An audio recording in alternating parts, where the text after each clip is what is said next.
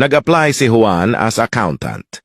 Si Juan na isang accountant ay napilitang mag-apply ng trabaho sa isang maliit na kumpanya dahil matagal na siyang tambay. Ngayon ang araw ng kanyang interview. Nalaman niya sa sekretary na problemado ang may-ari ng kumpanya at siya ang magi-interview kay Juan. May-ari. Mukhang problemado. Mr. Juan de la Cruz, please come in and have a seat. Juan, thank you very much, sir. Medyo kinakabahan. May-ari. Alam mo talagang kailangan ko ng accountant ngayon dahil masyado na akong namomroblema sa dami ng aking mga iniisip dahil lumalaki itong kumpanya. Gusto ko ng accountant para siya na ang mamroblema sa financials ng kumpanya at handa ko siyang paswelduhin ng 100,000 piso bawat buwan.